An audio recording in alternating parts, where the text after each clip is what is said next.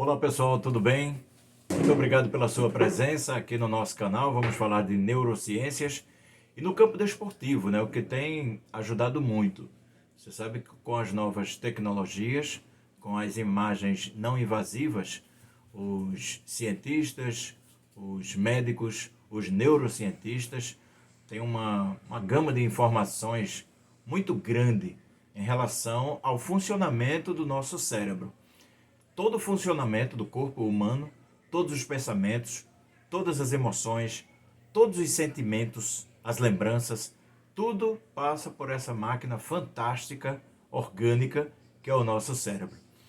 Nós vamos falar hoje sobre capacidade cognitiva e treinamentos. O que é capacidade cognitiva?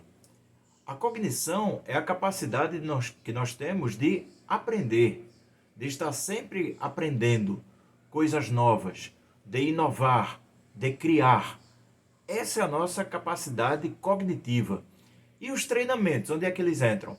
Óbvio, em se falando em departamentos esportivos, sejam eles do futebol, do vôlei, do basquete, enfim, da natação, do que quer que seja, as neurociências vão também nos ajudar nesse campo. Para realizar esse trabalho de hoje, eu me baseei nesta obra do psicomotrista Vítor da Fonseca. É um professor, doutor português, que trabalha a educação cognitiva. E aí nós puxamos um pouco do campo da educação para o campo desportivo.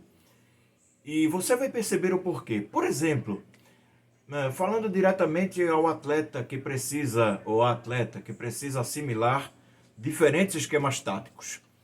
Como é que você assimila o esquema tático? Como é que o técnico passa para você e passa para muitas pessoas ao mesmo tempo, né? Passa para um grupo, passa para o coletivo? Será que cada um aprende da mesma forma? Será que cada um entende um sistema tático da mesma forma? Nos parece que não, né? Nos parece que cada um de nós tem uma compreensão de mundo e que necessita desse professor, desse técnico, desse tutor, não só passar o assunto, passar a meta, o objetivo, traçar seus objetivos, mas como também tentar buscar a mente de cada um deles.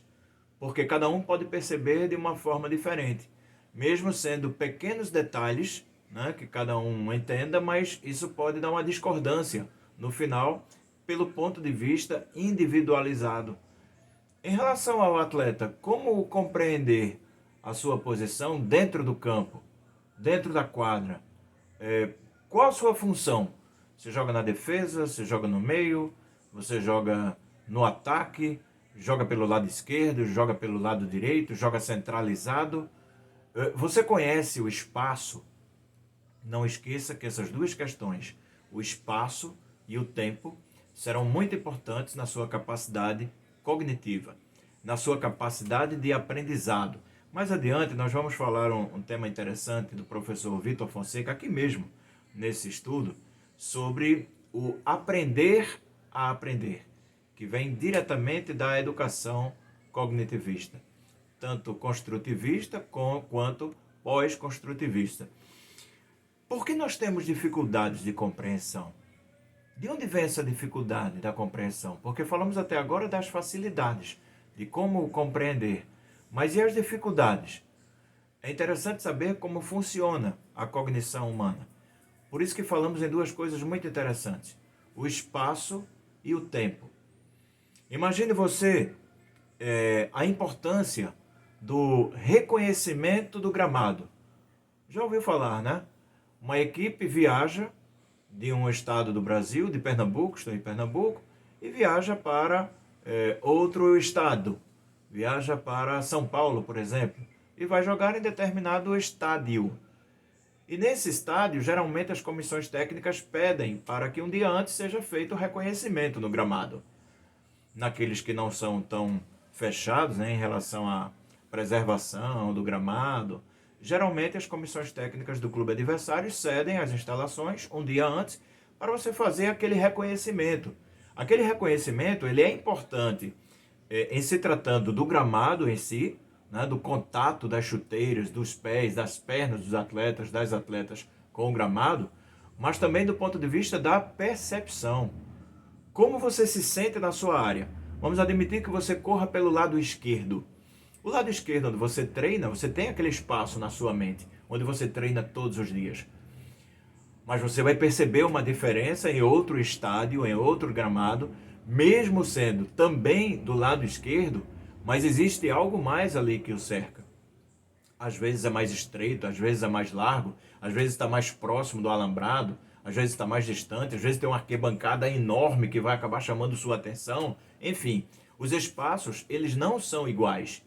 Então, esse reconhecimento de gramado faz com que você reconheça também esse espaço. Ora, nós levamos esse exemplo para gramados diferentes, né? Para quadras diferentes, pisos diferentes. Mas e se tratando do mesmo piso, o que vai acontecer? Quando, por exemplo, um clube tem o mando de campo, aquele mando de campo, ele é favorável àquele grupo, àquele time, tão somente pela torcida? Acreditamos que não, porque mesmo quando os portões estão fechados, notamos que aquele time está mais habituado naquele local. E um time é o coletivo. O coletivo forma-se de individualidades.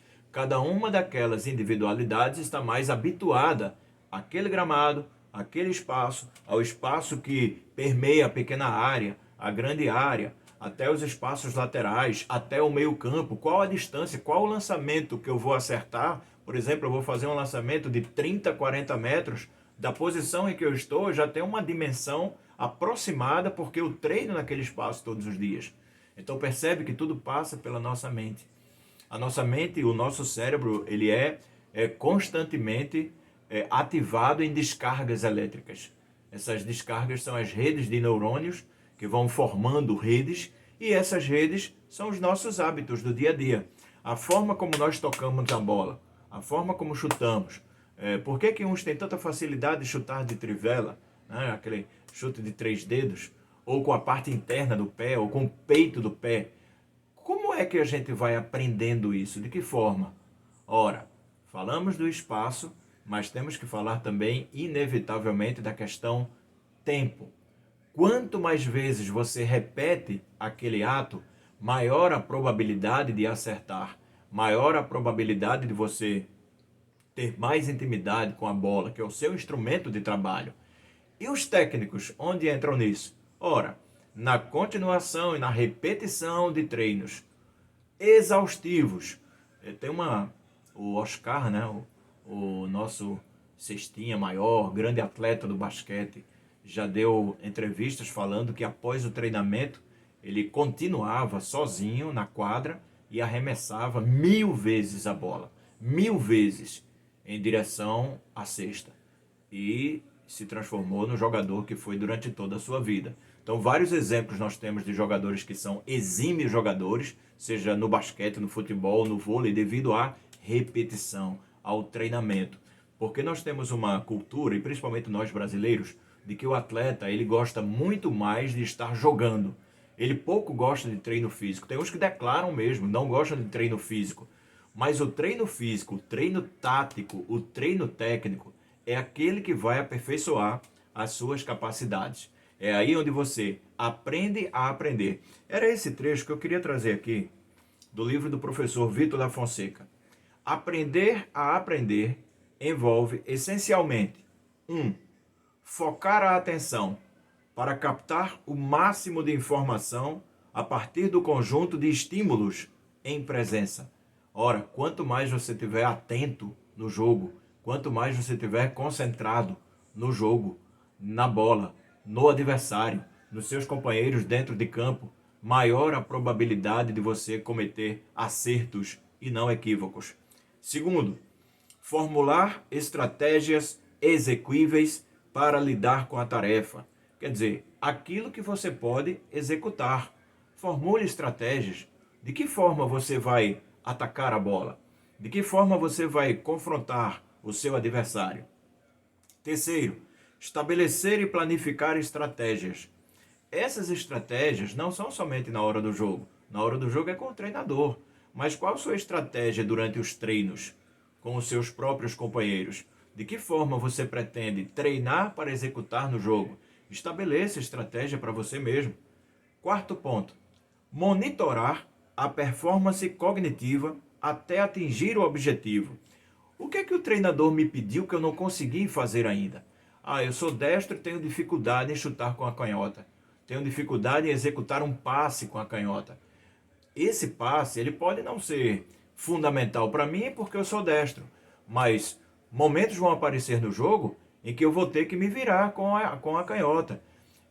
Sócrates dizia, né, o jogador ex-seleção, ex-Corinthians, já falecido, dizia que ele desenvolveu a arte de tocar do calcanhar, ele ficou conhecido como jogador que utilizava muito o passe de calcanhar, porque ele dizia que era alto e tinha os pés pequenos.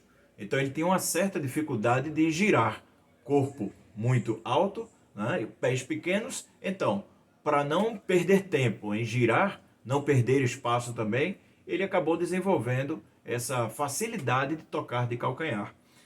O quinto item, examinar toda a informação disponível.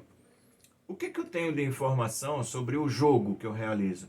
O que eu tenho de informação sobre os meus companheiros de equipe, companheiros de setor? Se eu trabalho na defesa, jogo na defesa, qual as informações que eu tenho do meu lateral direito, do meu lateral esquerdo, do meu volante, do meu meia, como eu vou dialogar com ele? Mais ainda, do meu adversário, como eles jogam, como eles vão atacar.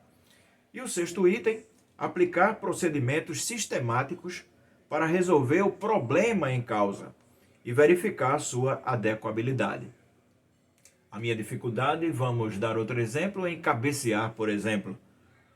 Eu vou aplicar um procedimento sistemático, eu vou sistematizar, eu vou realizar, vou me juntar com o lateral, com o atacante, e ele vai cruzar bola na área, eu vou treinar essa cabeçada, vou treinar exaustivamente. Vai ser bom para ele, que vai estar também executando a sua função, desenvolvendo, aplicando a cognição, né, no ponto de vista dele, quanto para mim também, até atingir o objetivo. Chute de canhota, né? Para quem é destro, você chuta para frente, a bola vai para o lado, vai para o alto. Puxa vida, treinar.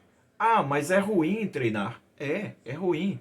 Mas pior ainda é você chegar no jogo e não acertar um passe de canhota, não acertar um chute em gol. Então, treinamento, nos primeiros instantes você vai ter dificuldade por conta das redes neurais de que nós falamos. Lembra? Falamos das redes neurais. O que é que acontece?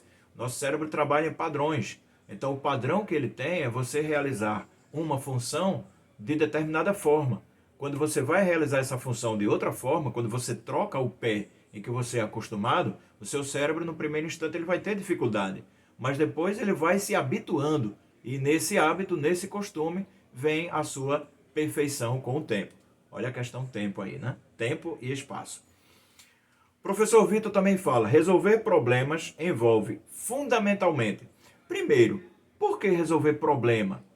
Ora, porque eu quero soluções, eu quero acertar. Se eu tenho erros, esse erro é um problema. Então, em primeiro ponto, eu devo perguntar quais são os meus problemas. Quais são as minhas dificuldades? Meus acertos, minhas facilidades, eu já sei lidar com elas. Mas e os meus erros, meus problemas? Primeiro ponto, receber e interpretar dados e produzir procedimentos para lidar com o problema. Eu detectei o problema, mas agora o que é que eu faço para lidar com esse problema? Como minimizar, diminuir até a exaustão, até eliminar esse problema? O professor chama fase de input. Segundo tema, criar operações e processos relacionados com as tarefas inerentes ao problema. Fase de integração e de planificação. E terceiro, aquisição de competências para solucionar o problema. Ele chama de fase de output. Output. Aquisição de competências, competências que hoje eu não tenho, para solucionar o problema. Quem vai me ajudar? O técnico. Os companheiros. Aqueles que têm mais facilidade de desenvolver. Hoje nós estamos aqui na internet. Quantos canais bons de internet, existem vários profissionais de educação física, preparadores, auxiliares técnicos, próprios técnicos, dando tantas dicas, né? Para você executar melhor suas funções, para você desenvolver habilidades, para você saber como é a sua aptidão de captação, como é que você capta. Você viu alguém aplicando um drible, você quer fazer o mesmo drible, nunca fez, mas como é que você vai captar pela primeira vez? E mais ainda, a integração com todos e a sua própria planificação. Vamos lembrar que esse diagnóstico, ou seja, tudo aquilo que eu detectei das minhas dificuldades, ela deve anteceder a intervenção cognitiva. A intervenção cognitiva é o aprendizado. Primeiro eu tenho que diagnosticar os erros, os problemas. Depois, colocar em prática a intervenção cognitiva. Vou reforçar e ampliar as áreas que já são fortes, aquilo que já está desenvolvido, e preciso detectar e minimizar as minhas dificuldades. Tema super legal, né? Mexe com o nosso cérebro, mexe com as novas tecnologias de imagens não invasivas, mexe conosco. Sistema nervoso e cérebro estão interligados sempre. Deixa uma sugestão aqui de assunto também, campo desportivo e as neurociências. Como lidar com um determinado fato perante o meu cérebro. Não esqueça de assinar o nosso canal, ative o sininho para receber as notificações. Divulgue também, curta, compartilhe. Um grande abraço, muito obrigado e até a próxima.